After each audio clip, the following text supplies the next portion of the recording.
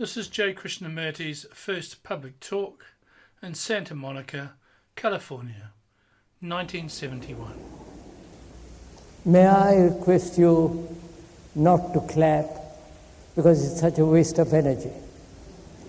And besides, if you want to clap, do clap when I'm not here.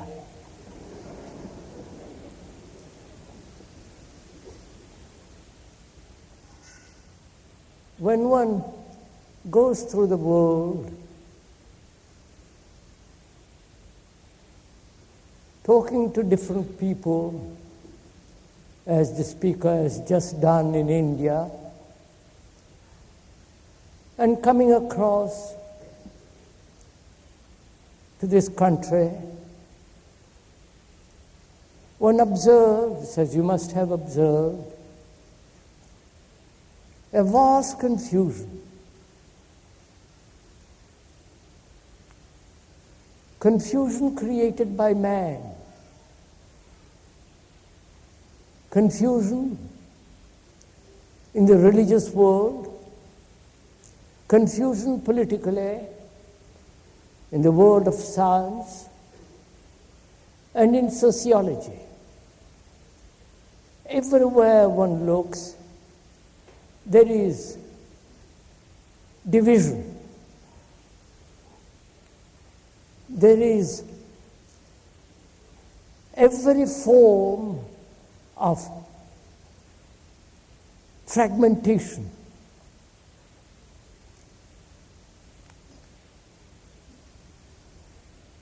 And when one asks of oneself,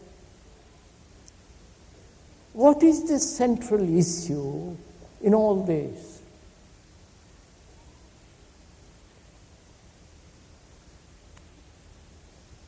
We know there is the religious division which makes people all over the world separate, divides people. There are the specialists, the philosophers, the scientists with their own particular specializations. There is the linguistic difference.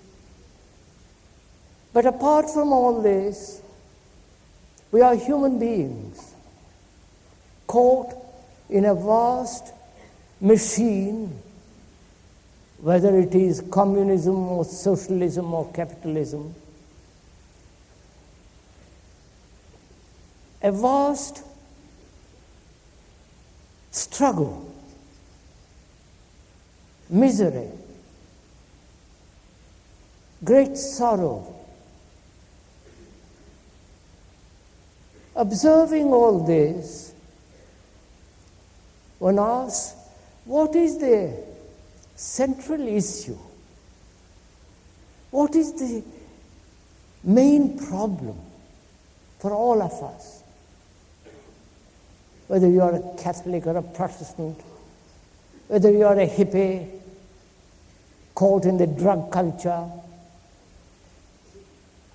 whether you are a Marxist hoping through Marxism, through organization, you will solve the whole human problem, or whether you believe in God or don't believe in God. What is this thing that stands out, that demands a complete answer, a total solution? Does this solution lie through any organization, present, or an organization to be put together? Does it lie through the Marxist, utopian, economic, bureaucratic organization? Or does it lie through a particular political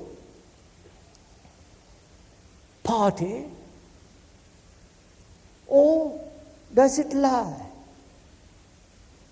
in the organization of belief, which is called religion with all its vast propaganda, or it has nothing whatsoever to do with all this?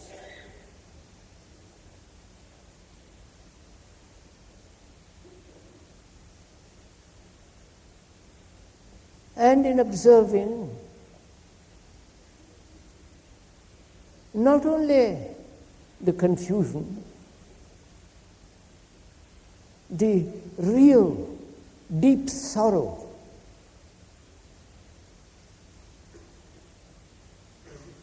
the one issue, at least for the speaker, is how to bring about a total unity of man.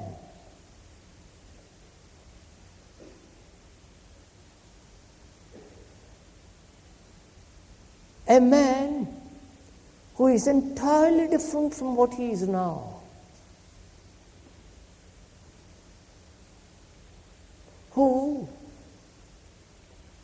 has brought about in himself a total change, a radical psychological revolution.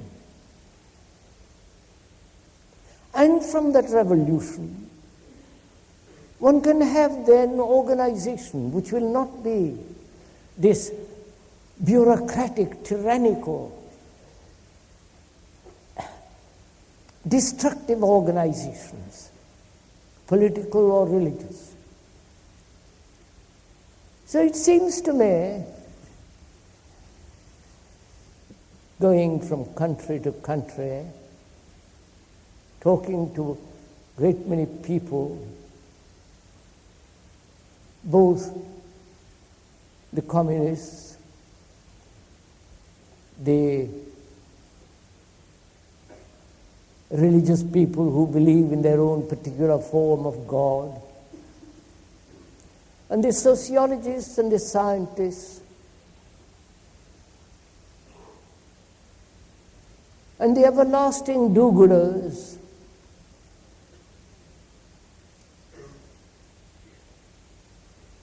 it comes upon one that there is only one question, that the human mind must undergo a radical revolution. That is the real crisis. Not the economic or the organizational crisis.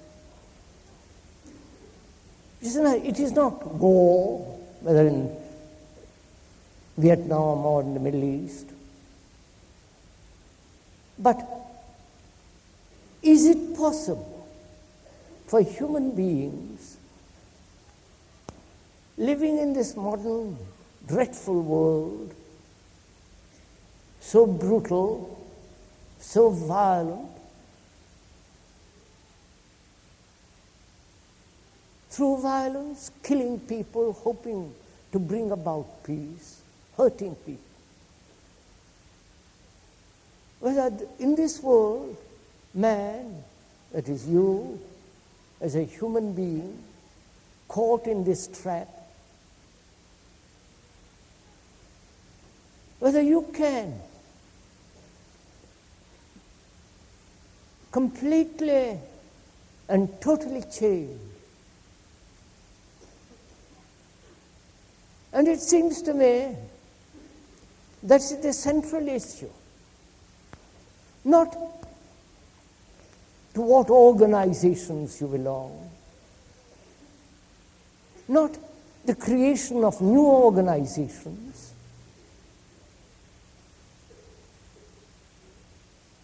not what kind of new ideology of philosophy,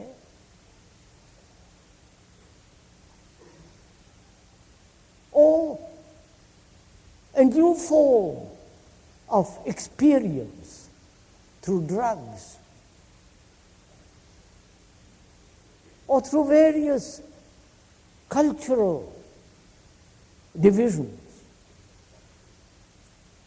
But, as we said, there is only one issue, and that is whether the human mind is our mind, the daily mind, with all its problems, with its strains, with its confusion and misery, with its so-called insoluble problems. Whether that mind can fundamentally, deeply change, not through evolution, not through a gradual process taking many centuries, but whether our minds and our hearts can transform itself living in this world without the action of will.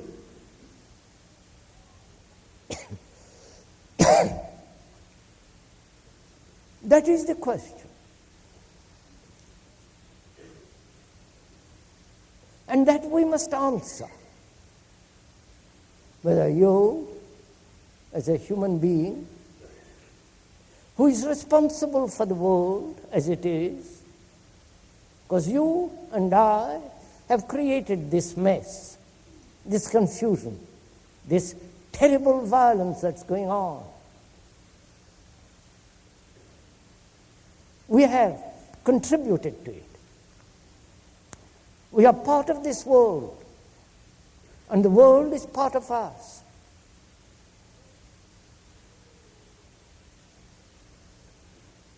And merely to bring about a reformation or a physical revolution outwardly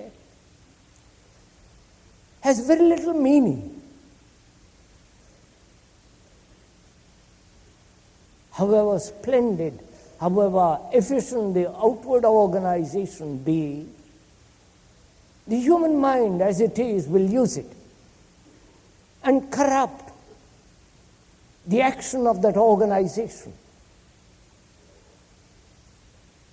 which has been obviously shown recently in the Russian and other forms of revolution.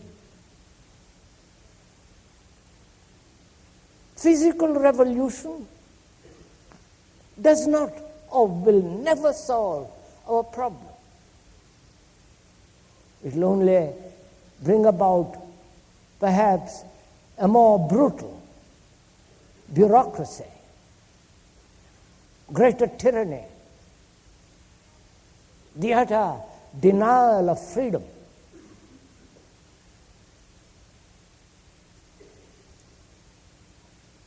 And the organization of new belief.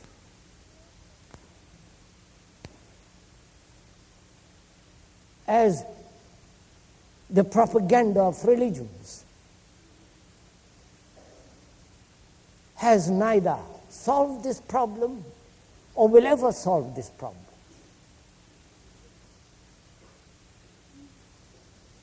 Because we, as human beings, we are more or less the same as we have ever been.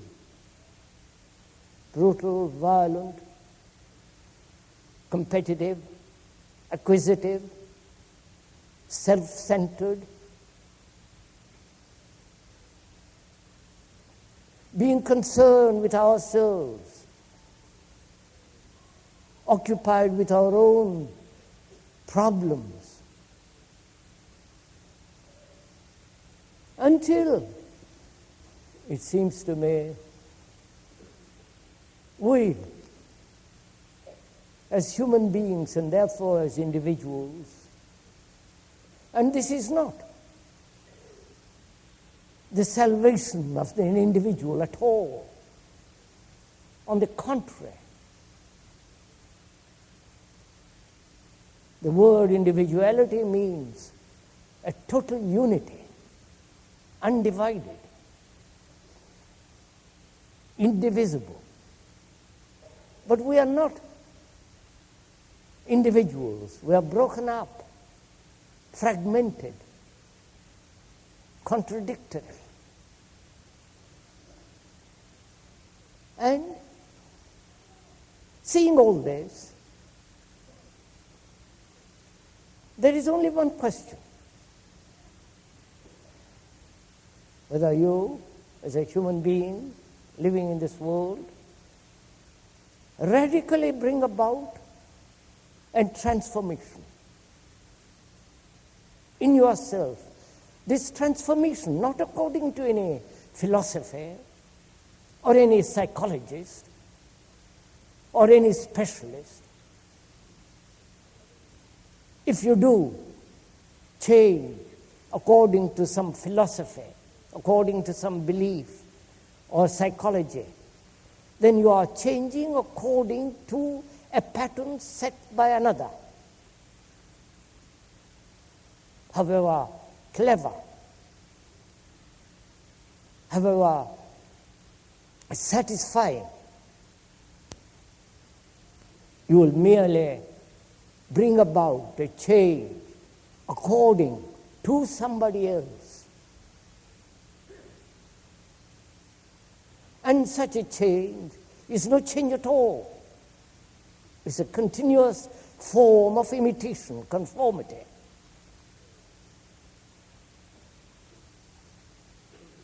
So, the question is, if one can repeat it again,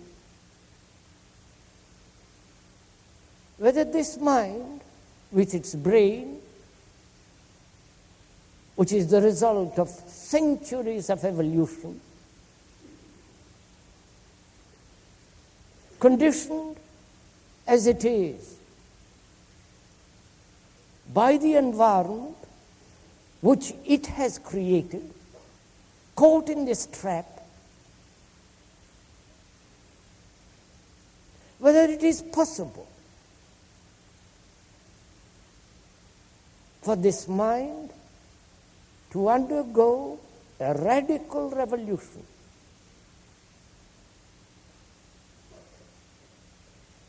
And that's what we are going to talk about, share together this problem. We are sharing it together. You're not merely listening to the speaker, agreeing or disagreeing, accepting few set of ideas which may be very convenient, and discarding some other set because you don't like them. But investigating together, sharing together, not verbally, because you can't share anything verbally. Then it remains a superficial concept. And if you are to share anything, we must go beyond the concept.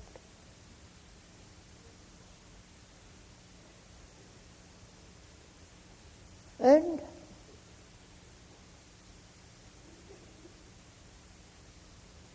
as we are the world and the world is us, and that's a fact, not an idea, not a concept, but it is an actual fact that you and I are the world. We have made this world. by our action or inaction, by our brutality, by our greed, envy, sorrow, and to change the environment about us. The vast social injustice, to put an end to wars. We must change. Not we change first and then the environment, but in the very changing of ourselves, we create a new environment. It is not first the environment or change oneself first. I think this is important to understand.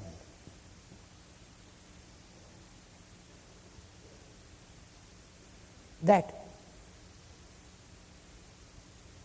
this psychological revolution on the part of each one of us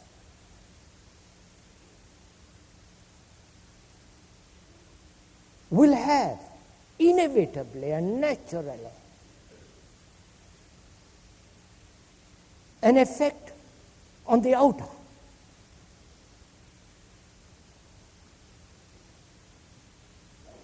And to divide the world as the outer and the inner is totally wrong. It has no validity at all. The outer and the inner is one movement. If one observes it closely, carefully, it's a movement. And when we divide this movement as the outer and the inner, then we create a contradiction with all its problems. But whereas if we observe the fact of what actually is, that it is a unitary movement,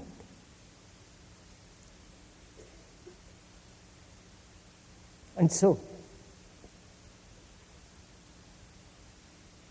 with this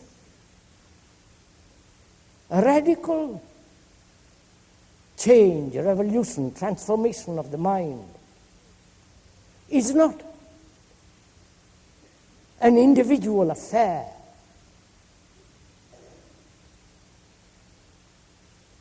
Is not something which makes you withdraw from the world or plunge into various social, economic or political activity. You see, our difficulty is it not, that we have divided the world, not only politically but religiously, economically. Politically, there are the divisions. America, England, Russia, all the rest of it. And each nationality, with its army, with its economic problems, with its social injustice, and so on. There is not only national division, but geographic division and religious divisions. The Catholic, the Protestant, and the innumerable divisions in the Protestantism. Divisions as the Hindu, the Buddhist, the Muslim, the Christian, all trying, all saying, we must love each other, we must be, we must follow truth, all that nonsense that goes on in the name of religion, which is a vast circus of make-believe.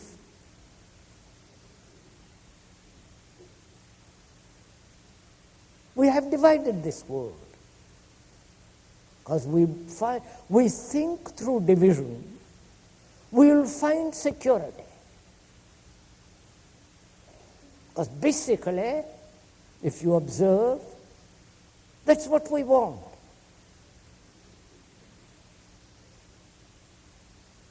The brain demands security. Otherwise it can't function normally, healthily, vigorously. So it tries to seek security in various divisions.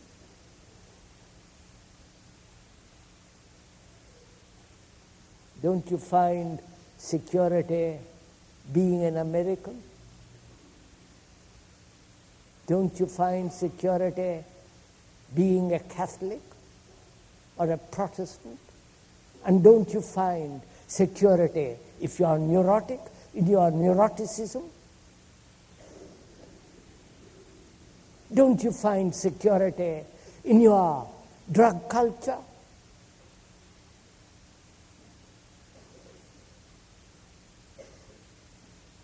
Because the brain is everlastingly searching out through thought to establish a state from which it can function so that it won't be disturbed. I do not know if you have not observed it in yourself.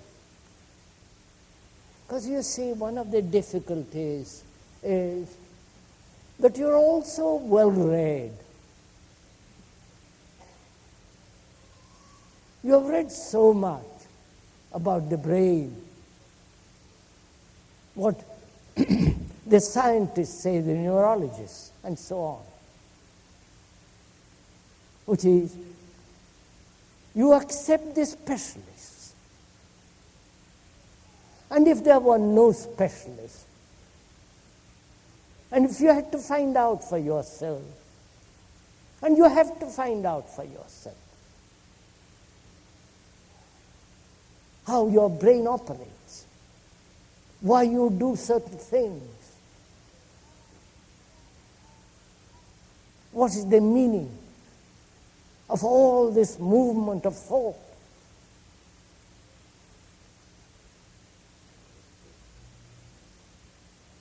Unless you are aware of all this yourself,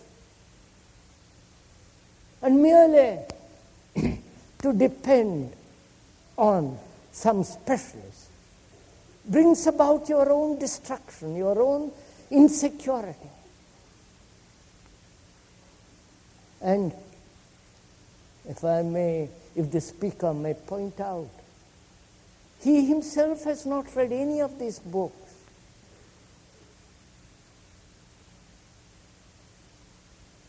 None of the sacred books or scientific books and so on. It's all too second-hand. It isn't worth it. Because one has to find everything for oneself in this world, in this inner world, which is not different from the outer world.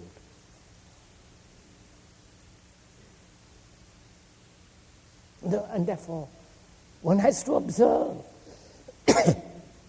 deeply, inquire profoundly, because there is no guide, there is no guru, there is no teacher. Because if there is a teacher, if there is a guru, an instructor in this field of psychology, of this inward, then you depend on authority.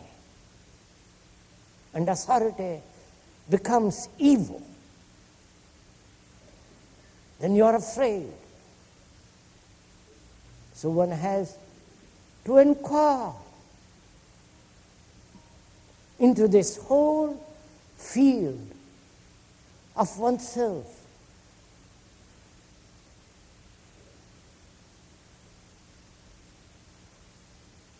And that's what we are going to do during these 4 talks. Not that it is a group therapy, which is again sheer nonsense, or is there going to be individual analysis, which is equally absurd, but together, share this problem. And that's where communication comes in. Communication means sharing together. Not that you there listen to a speaker sitting on a platform in a little chair and agreeing or disagreeing, because he's not advocating anything. He's not asking you to join anything or to believe in anything or accept or deny. But only to observe.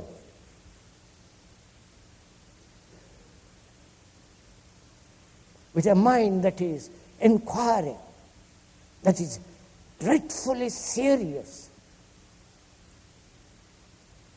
Because this is not an entertainment, religious or otherwise.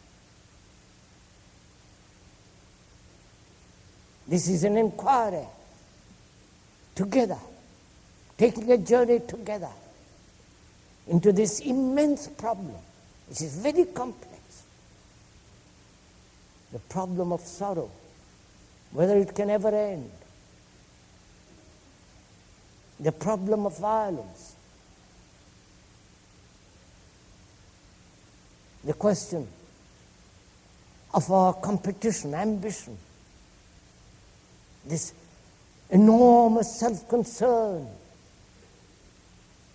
This occupation of ourselves.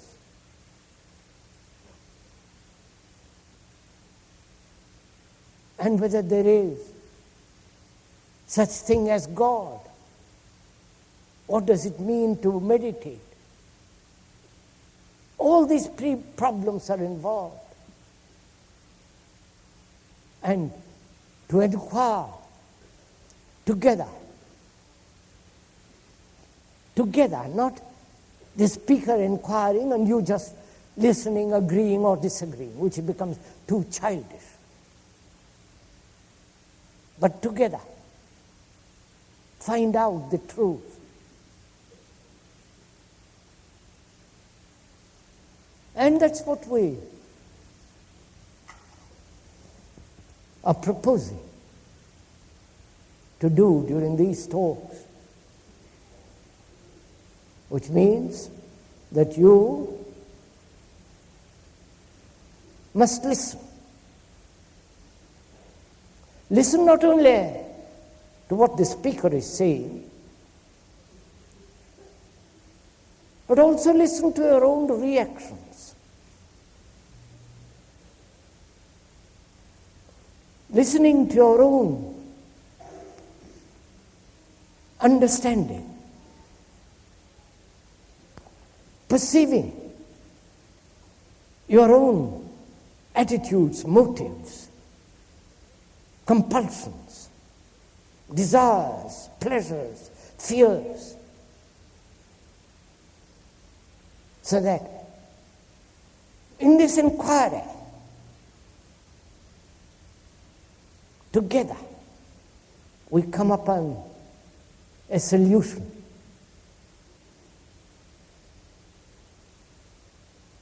A solution that is not dependent on anybody, not on drugs, not on books, not on specialists, but a solution that you yourself have discovered, that you yourself have understood, and from that understanding, action. So, one has to find out what it means to observe and what it means to listen.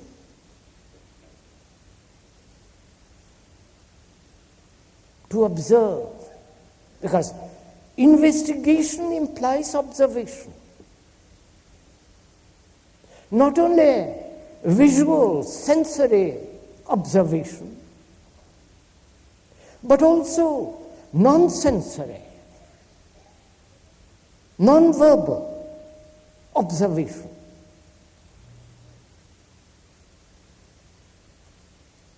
And listening, not only to the word, to the meaning of the word, to the description, to the explanation, knowing that the explanation, the description, the word is not the described, the explained.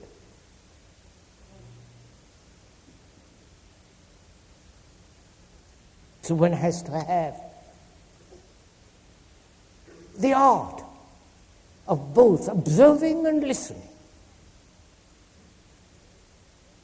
Not at different times, at the same time, with the same intensity, with that same passion to find out.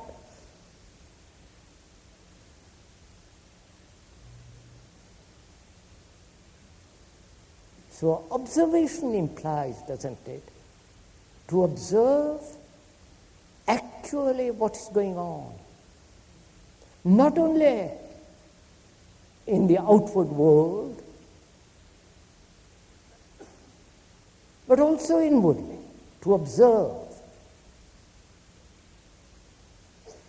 What does that mean, to observe? Please, though the speaker is asking the question, you are also asking that question. What does it mean to observe? Because this is very important to understand.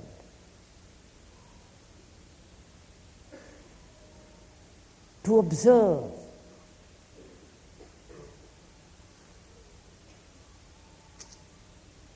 What is the instrument of observation?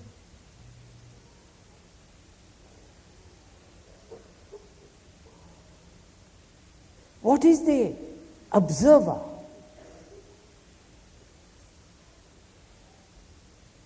What is the thing that is observed? All these problems, all these questions arise in asking ourselves, what does it mean to observe? Because we have to observe the world that's going on around us. The pollution, the corruption, the brutality, the total indifference, the complete self-centered occupation of each human being. Observing the division, political, religious, economic, social, and in our own lives, how we are divided, in ourselves, fragmented. How do you observe all this? You understand my question? How are you aware of all this? Is it an intellectual observation?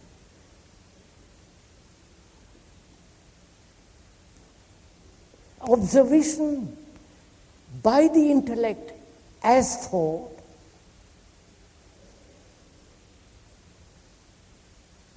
Or is it a direct observation in which the verbal structure doesn't come into it at all?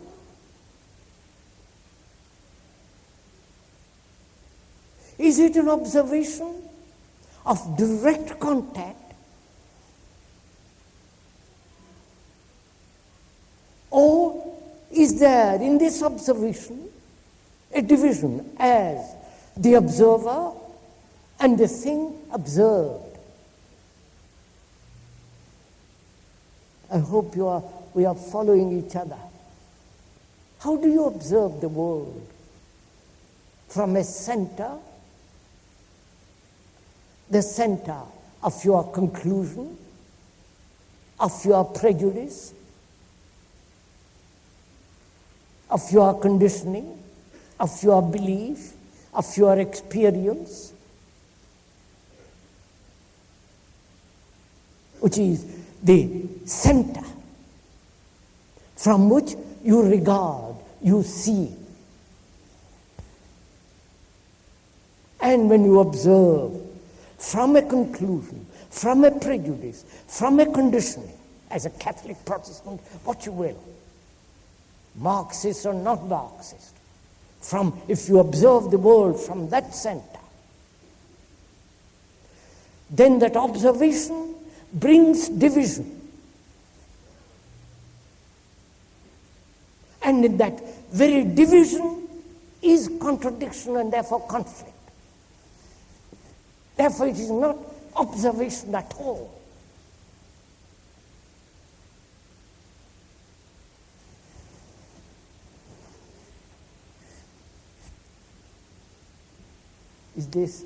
Are we going together? That if you have a prejudice, black against the white or red against the purple or whatever you have, and it's very difficult not to be prejudiced, because our whole structure of education, culture is based on prejudice. Though they talk about non-prejudice, basically in our very root of our being we are prejudiced. Because we've been brought up, conditioned. As an American Catholic, you know all the business of it.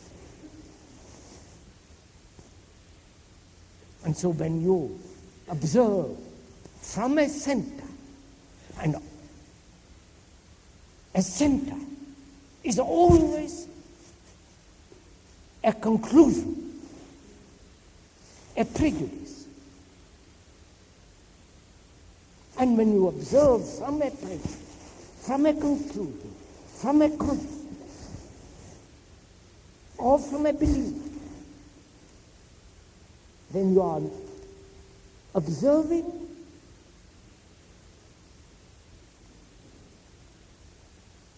through the eyes which bring about a division, and therefore conflict. Please do see that simple fact, that wherever there is division, there must be conflict.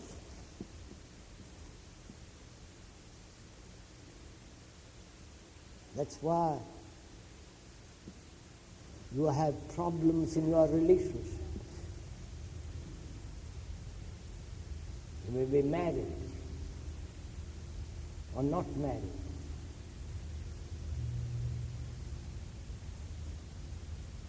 Relationship, when there is division, and in all relationships there is division, and therefore there is conflict in it. We'll go into that later.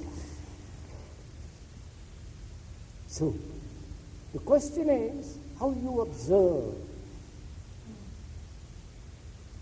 And are you aware how you observe? And whether it is possible to observe without the center, without any belief,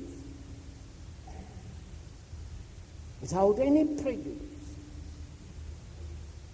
without any conclusion. If you can observe that way, you will find In that observation, there is great compassion.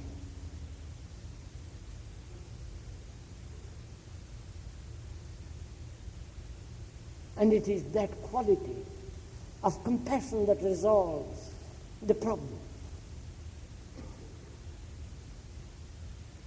So one has to learn the art of observing, which is actually non-verbal.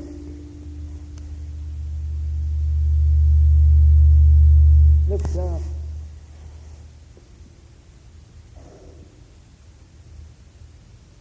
if you want to observe the tree, the cloud, the sky, and the deep shadows of an evening, if you observe it, see it visually, with various memories and conclusions of previous sunsets, then obviously you are not looking at that sunset.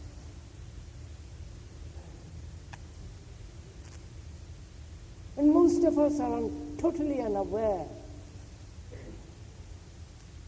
that we are never observing anything at all except observing through the past, incidents, experiences, knowledge, prejudices, and conclusions. So the question is then to observe freely without the center. That requires a great deal of inquiry into oneself.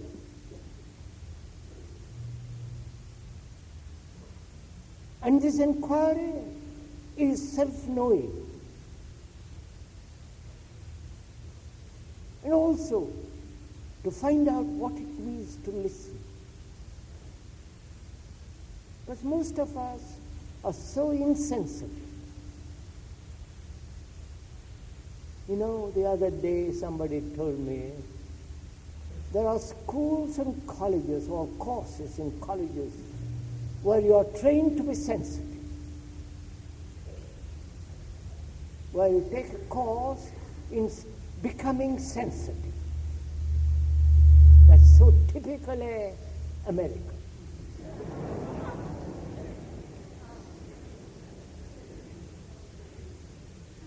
Where you hope by going to a college, attending few lectures on sensitivity by a man who doesn't know what it means, you hope to acquire sensitivity. See how ridiculous the whole thing is. Whereas sensitivity means listening to somebody with care, with affection, with understanding. Have you listened to your children?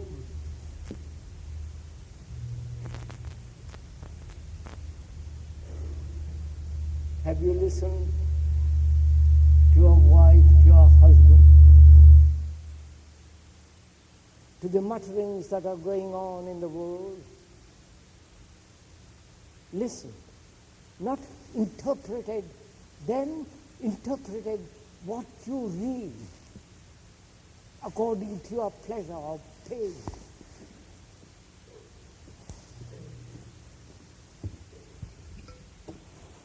I'm sorry.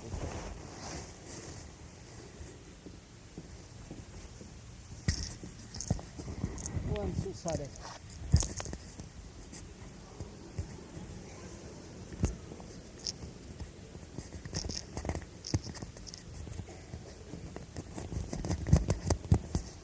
In India, they give you a garland.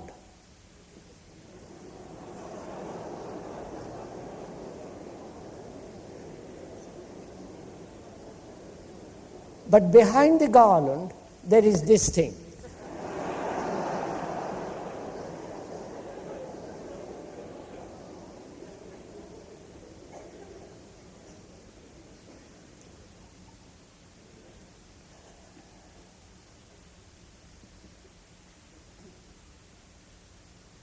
We were saying how important it is to listen.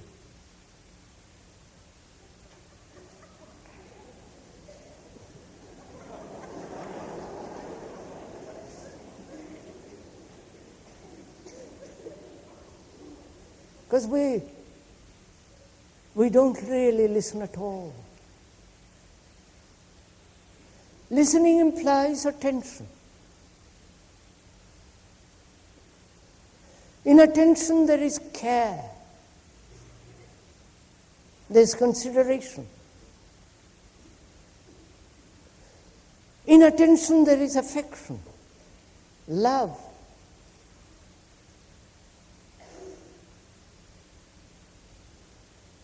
And we don't listen to what the politicians are saying,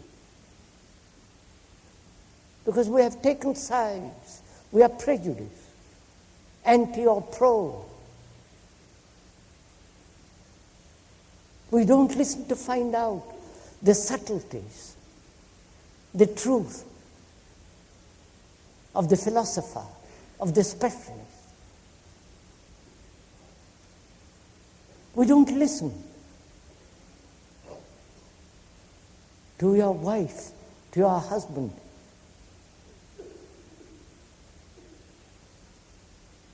And in not listening, we become insensitive. Therefore, again, to find out for ourselves what it means to listen and what it means to observe. If you observe through an image, then you're not observing at all. It is the observation of the image that you have created about yourself, about another, and therefore that observation through the image is a distortion.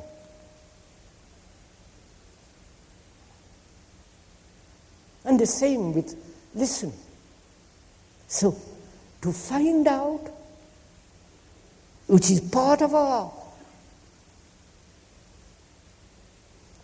investigation, because we are concerned with a psychological revolution, a total, complete change of man. Because in that alone there is real hope, real way out of all this confusion and misery. That's what we are concerned with. And we are investigating together into that question. And in investigating, we are asking, trying to find out for ourselves what it means to listen.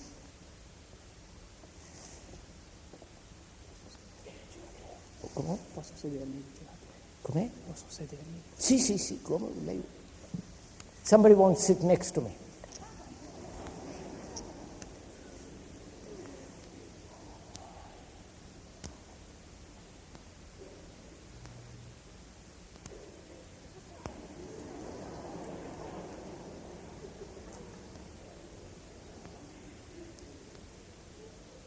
You know, what we are talking about is a very serious matter.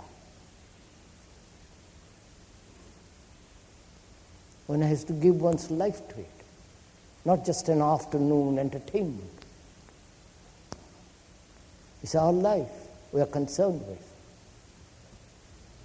Our misery, our misfortunes, our dreadful, shallow, empty, superficial minds.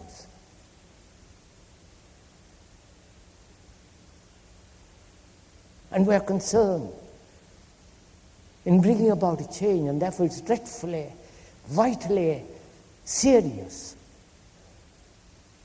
And in being serious, we are asking this question: what does it mean to investigate into ourselves and therefore into the world which we have created? To investigate implies observation and listening.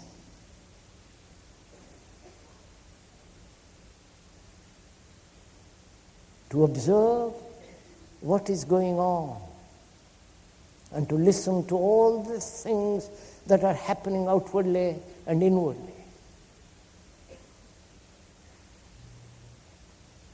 Because what is happening outside the skin, outside in the world, is what is exactly happening inside.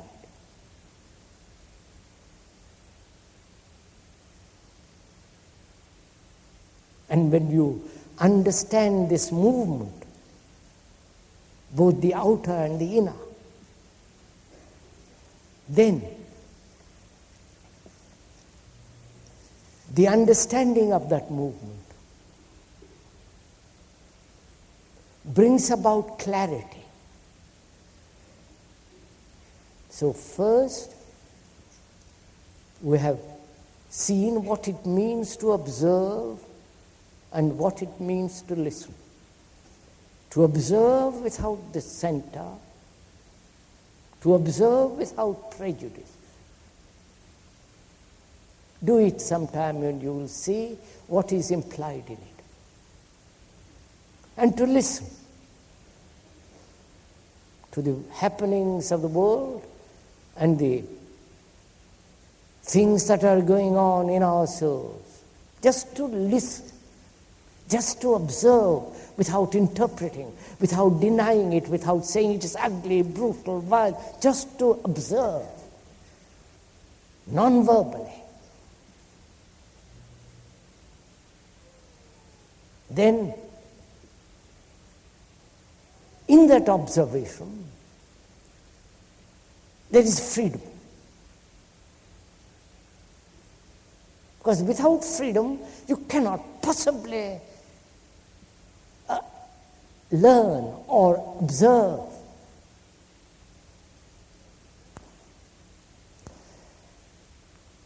I do not know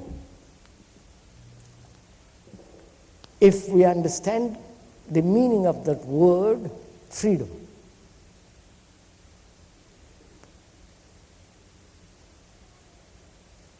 Independence and freedom are two different things.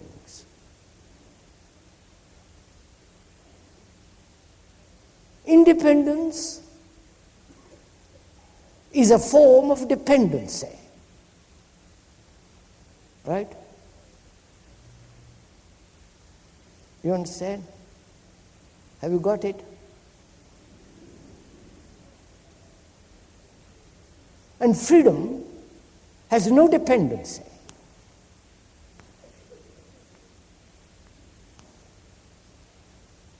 One may break away through independence, seeking independence, and be caught by depending on another.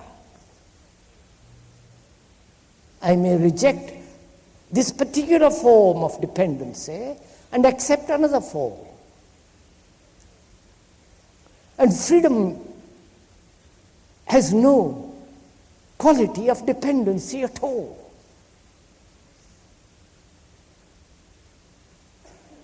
Because most of us be living a very superficial life. You know what I mean by superficial life? Filled with the knowledge of other people.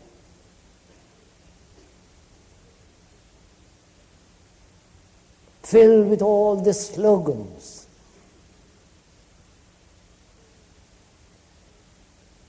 Made tools of propaganda. We lead a very superficial life.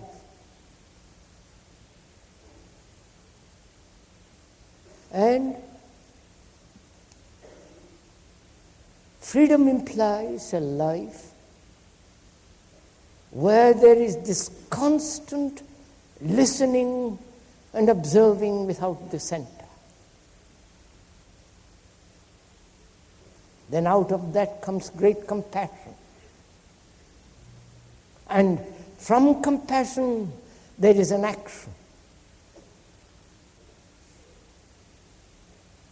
which brings about its own effect and organization. But if you start with organizing without compassion, you're going to create a monstrous world as it is being created now. And that's why the more affluent you are, the more superficial you're going to become. And the rejection of affluency, becoming a hippie, is not the problem. Is not going to solve any problem. What solves our human problem is observing the whole process of ourselves without judging, without condemning, without translating and rejecting, just to observe. So, look, when you observe the hills which have been recently burnt, which are now full of radiance,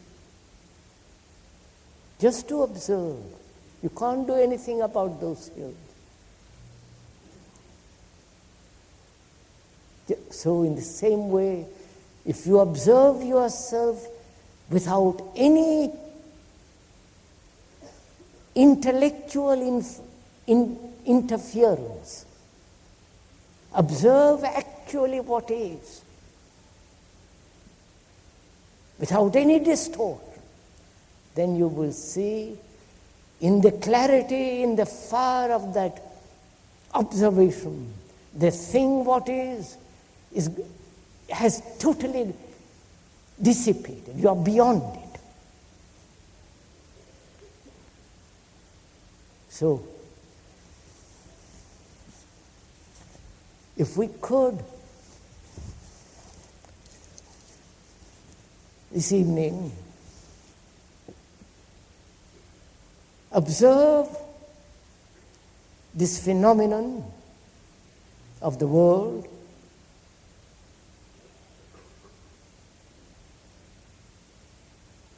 without any conclusion.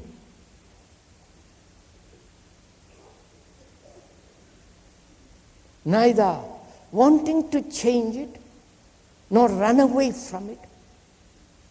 Just to give your attention to it. Do you know what it means to attend?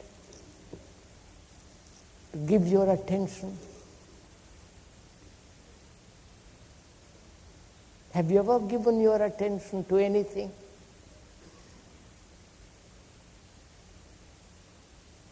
Attention implies, doesn't it, the total abandonment of the me,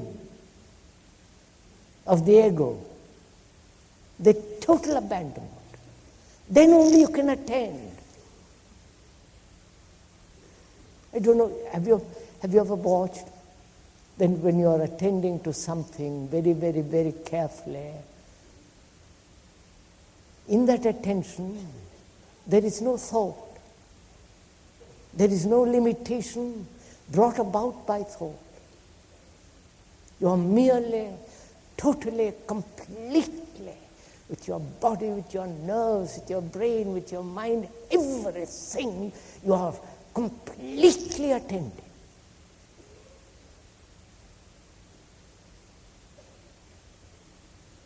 And in that attention, there is no problem. Because there is no me that creates the problem. And this is important to understand because this involves meditation, which we shall go into. But before you know what meditation is, or come upon that thing which is so easily talked about, especially now in this country, you must lead a life of great austerity, a life of tremendous compassion, a life of order, a life that is full of self-knowing. And without that, to sit and meditate is just a waste of time. That's a mere form of self-indulgence in emotionalism. Whereas if you begin to lay the foundation of righteous behavior, not as an idea, but actually, and you can only find out what is righteous behavior, not as a principle or a design, but to see how your life actually is, how disorderly it is, how contradictory it is, how confused. And if you observe that, observe without condemning, judging, evaluating, just to observe, as you observe a child play, then out of that observation comes order. And without order, there is no love. And without that, you can never know what it means to meditate. That's all. Perhaps, as we've talked for an hour, over an hour, you would like to ask questions. Wait a minute, sir, wait a minute, I know. That's much better, isn't it?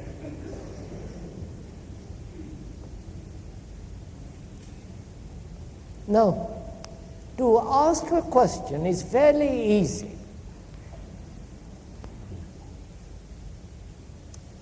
Would you mind if I take my coat off?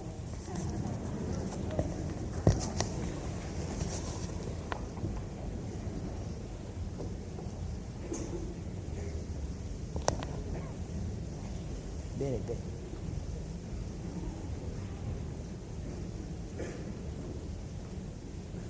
I wish we had this light from the beginning, sorry. To ask is fairly easy. But whom are you asking? To whom are you putting the question? Are you putting the question to the speaker to find out the answer? Or are you putting the question to find the answer for yourself? You understand? Which is, by putting the question, you are sharing the question together, and therefore sharing together the answer. Not that you ask the question and wait for the poor speaker to answer you that question. But if we put the question, and we must put the question, any question, there's no personal question or impersonal question. Because when we are inquiring into this whole human existence, it is not personal or impersonal. When you are putting a question, you are putting it obviously with serious intent.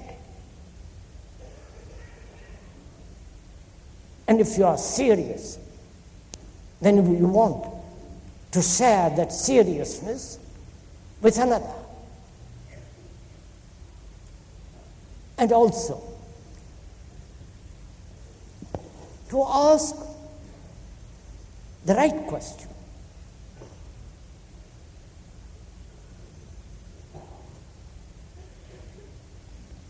When you put the right question, it means that you have already gone into this problem of human existence. You've already inquired, searched, sought out.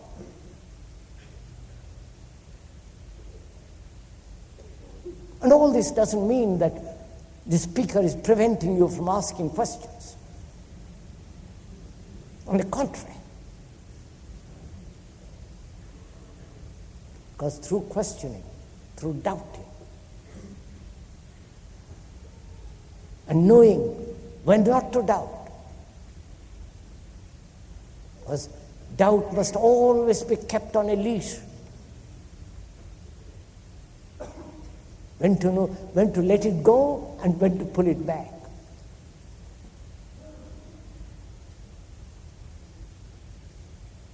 So, if I may ask,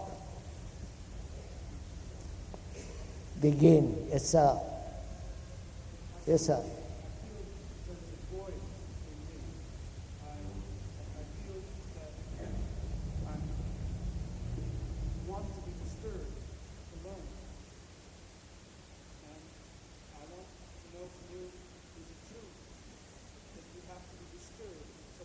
That's right, right.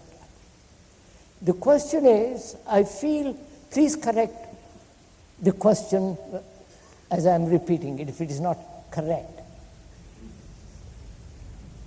I feel a void. I feel disturbed. Is it right to be disturbed? I want to learn about this disturbance, this void. Right, sir?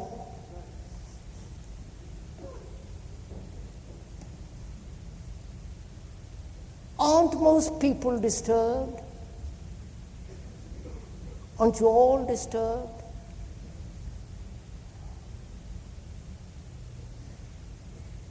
There are wars, and unfortunately we've had a recent earthquake. There is violence. You may have a bank account that also may be very disturbing. And probably it is the more you have. We are disturbed in all our relationships. And why shouldn't we be disturbed? Go into it. Let's go into this together. You know, most of us don't want to be disturbed. We want in our relationships a state where there can be no disturbance whatsoever. Right? That's what we call love, don't you?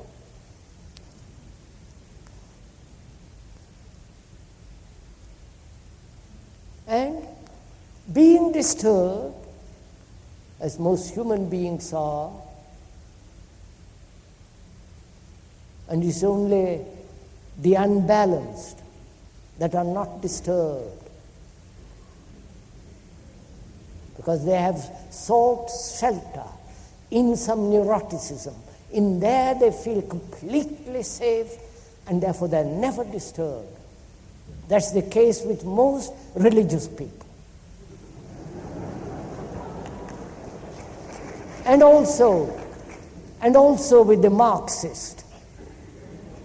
They feel they have got the complete answer in Marx, or in the Bible, or in the Hindu scriptures, and they are perfectly safe there, which is a form of neurosis.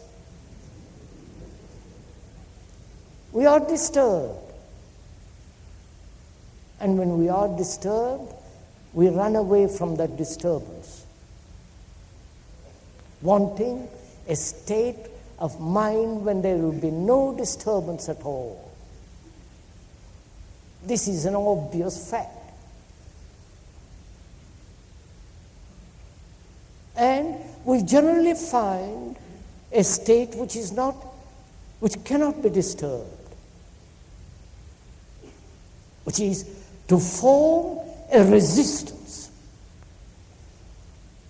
a wall, to build a wall of resistance round ourselves. We are doing this all the time, aren't we? And so, gradually, isolation comes about. Not wanting to be disturbed, escaping from it, or resisting it. You build a wall of resistance and isolation. Aren't you doing this all the time? If you are aware of yourselves, aren't you doing it? And being isolated, then there is fear, frustration, the agony of isolation. We all know this, don't we? And again, an escape from all that. So the question is, being disturbed, as we must, and disturbance is a form of confusion,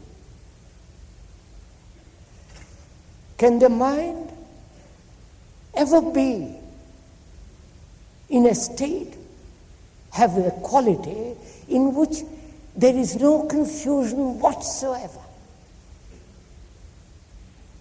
Right, sir? That's the question, isn't it? Be able to learn. We are proceeding, we are learning. Just let me finish that question, sir. We are learning. We have learned quite a bit just now. Haven't we? Disturbance, escape, isolation, and being isolated, further disturbance, and further escapes, in which there's this constant battle going on. So we are learning. And disturbance means confusion. Right? That's clear, isn't it? Now, what is a mind to do when it's confused? Watch it, sir. We are confused. Most people are. Religiously, there are so many people saying so many things. Politically, you know what's happening in this country. There is such division. The division of specialists. Do this, don't do that. How to become sensitive, how to find God, how to meditate. You know, dozens and dozens of people telling you what to do.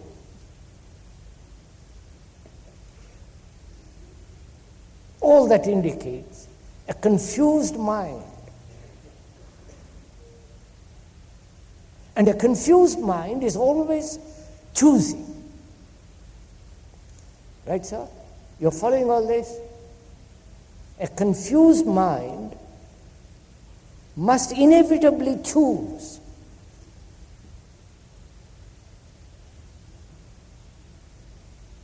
No? A clear mind doesn't choose. It's only the confused mind says, what shall I do? Tell me, this. But a mind that sees very clearly, very sharply, has no choice. It acts. Right? Now, how do you bring about a mind that's not confused? You're following, sir?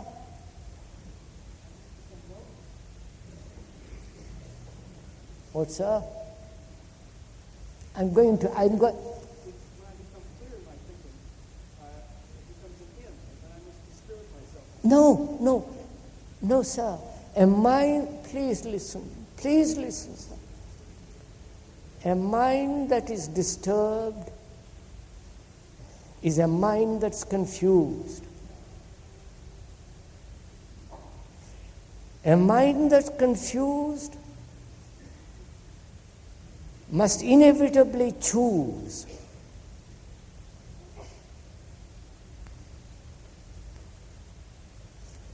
And a mind that is capable of choice is a mind that is in confusion.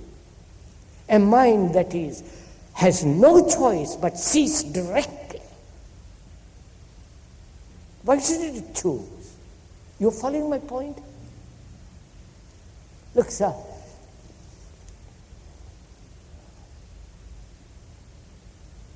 What is confusion? When I don't know what to do. When I don't know to take that road or that road. And when I don't know how to act. What to do in this world. I'm confused. Now, how am I not to be confused?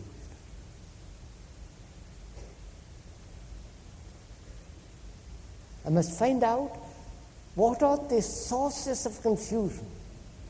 Why am I confused? About what?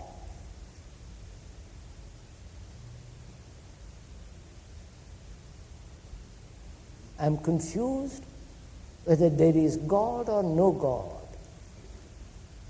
I'm confused for which politician I shall vote. I'm confused in my relationship with another. I don't know what to do. Now, what is the first thing to do? Not to act out of confusion, right? Are you following all this? Because whatever I do will be confused. So the realization, any action born out of confusion must inevitably lead to confusion, right? That means, look what has happened. A mind that realizes that it is confused, and confusion means disturbance, and confusion in the action of choice is still further in confusion. When the mind realizes this whole thing, it will not act out of confusion, right? Then what takes place?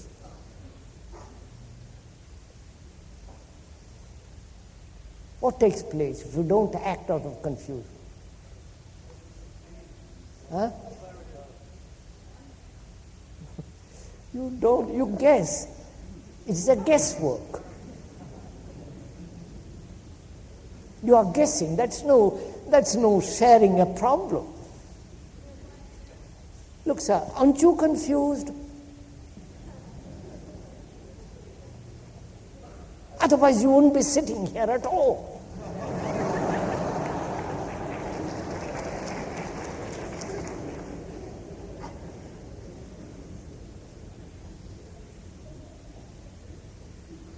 The people on the beach are asleep. Here you think you are awake. And because you think you are awake, you realize there's some kind of confusion going on.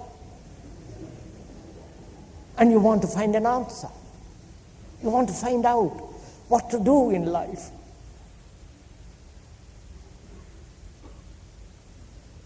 And you're confused. And so you say, no.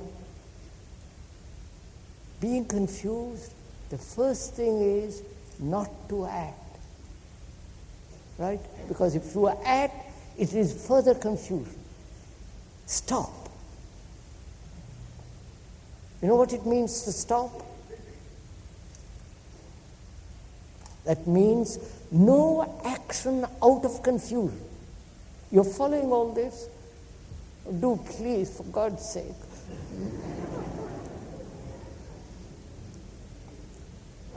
Out of confusion, when there is no action, what takes place?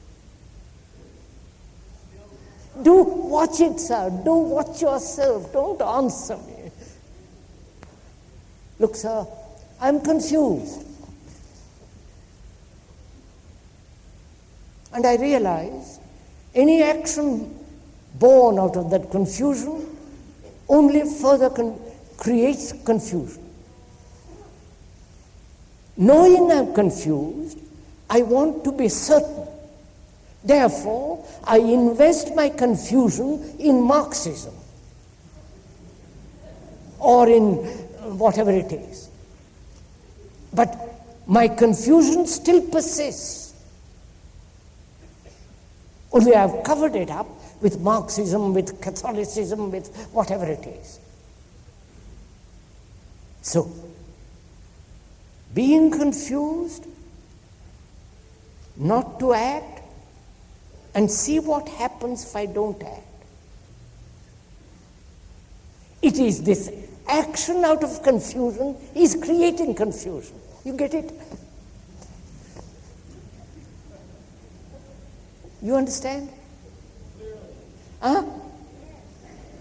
You understand my... Sir, please go slowly. You understand my question? Because you are confused and you act, there is furthering confusion, strengthening confusion.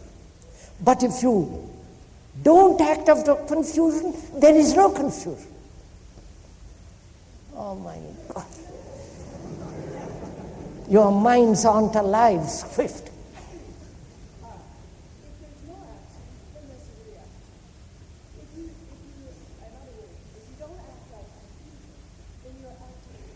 No, madam, no, madam. I'm sorry, did I call you madam or which is it? Are you?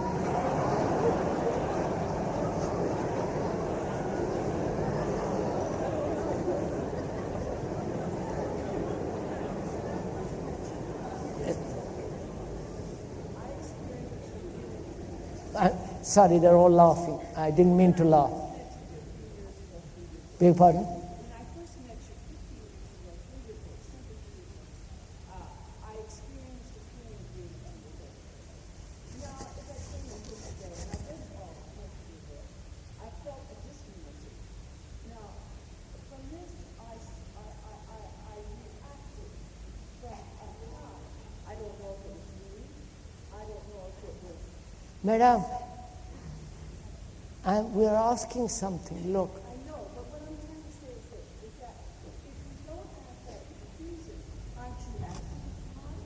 No, please. Madam, first just listen to me, will you kindly? Do you know that you are confused? Wait, just go slowly. Do you know you are confused? Now, do you know it as an idea or as an actuality? No, please just listen.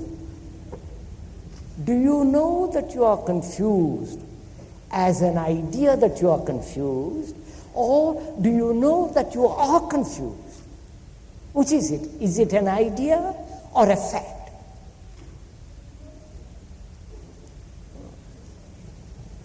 You understand my question? If it is an idea that you are confused, then you are not confused. It's only you have an idea about it. But if you are confused, then you have to find out now, how much of me is confused? Is there a part of me which is not confused?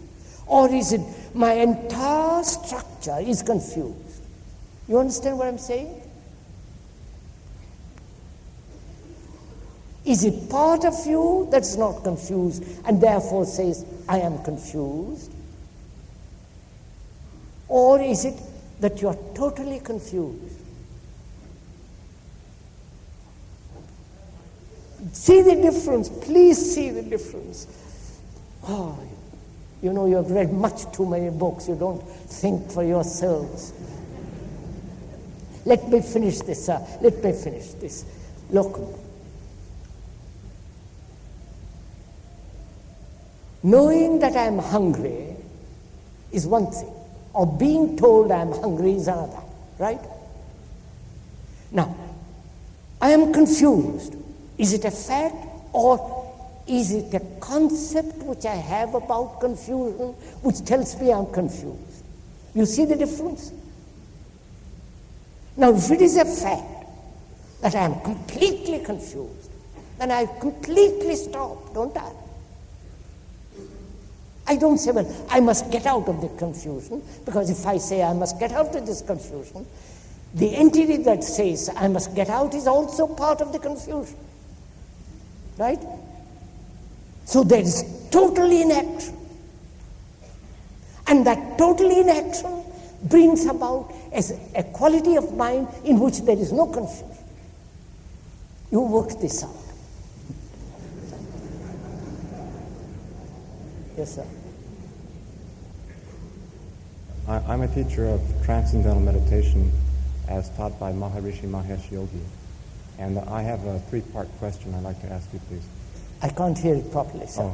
I'm a teacher of Transcendental Meditation. Oh, you are a teacher of Transcendental Meditation. As taught by Maharishi Mahesh Yogi. Maharishi Mahesh, yes, sir. And I have a three-part question, please. And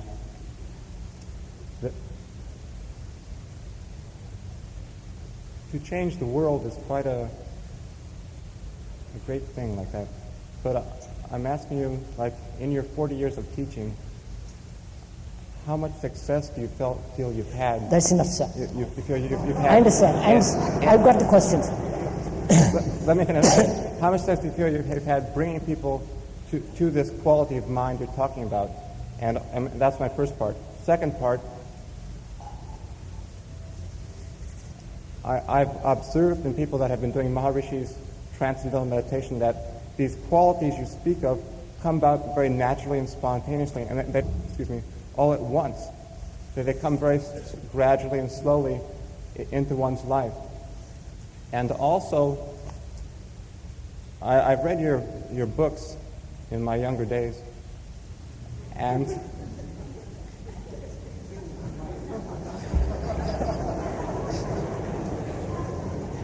What is it? What is it you're saying to say, sir?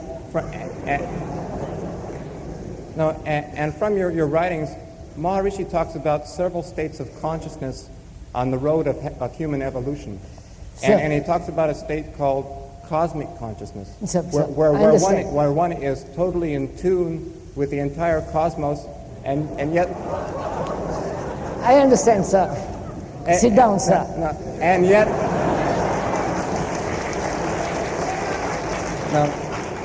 No clapping.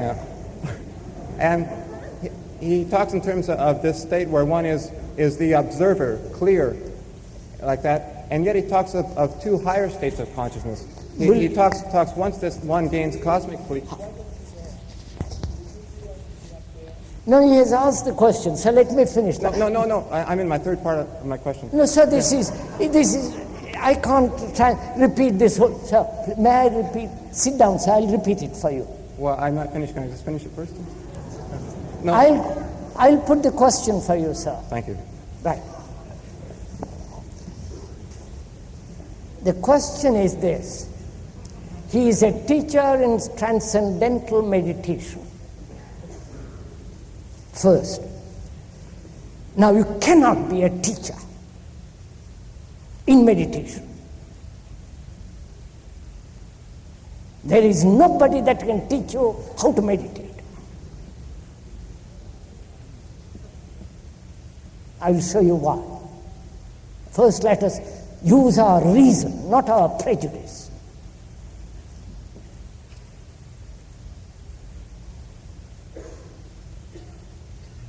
Do you know what meditation means?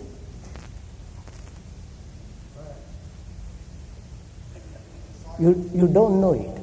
Don't. Please, sir, just a minute. I said, do you know what it means? You know the meaning of that word. But do you know what is implied in meditation? And how can you teach another to meditate? How can you teach another to love?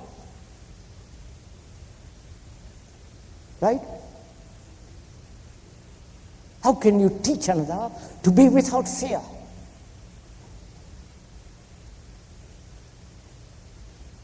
Can love be cultivated? Can love be taught by another? Yes? You say yes? Wait. Taught? When you say yes, do you know what it means to be taught by another how to love?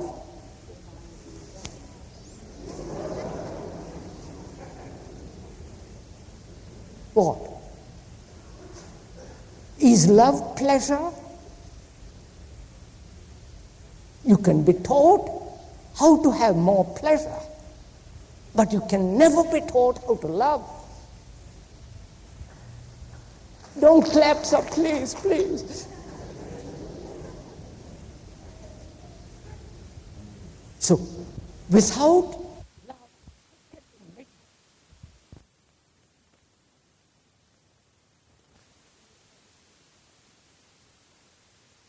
$100, and you call this meditation.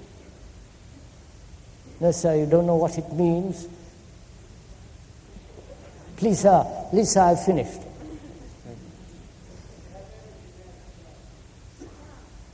I'd like to have a short rebuttal, if I may, please.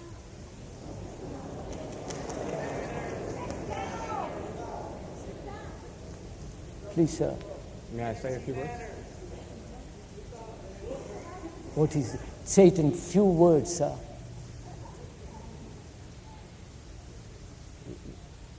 What I don't teach much, but what I observe is people, as a result of whatever they do during this practice, that they gain in more love, in more. Yes, sir, I understand. And it must be some miracle. It works. Sir, the gentleman says, in practicing this meditation, just listen to the words. In practicing this meditation, he has more love. Do please sit down, sir. Please, sir. Do sit down, sir.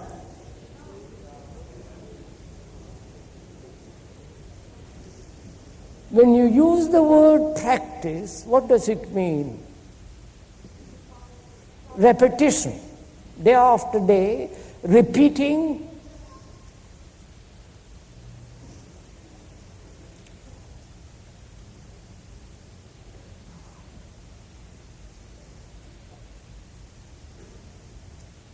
Please, madam, sit down. Oh, sorry, sir. I don't know nowadays which is a lady, which is a man. So forget it. You know, practicing meditation, see the contradiction of those two statements. When you practice something, you are becoming mechanical, aren't you? Repeat, repeat, repeat, repeat. And a mind that's mechanical can never know what the beauty of meditation is. We will discuss this question at another talk. Please, we have to spend a lot of time on that one subject, because in this country, meditation has become one of the most fantastic things. Somebody has brought it over from the East, and you are learning to meditate.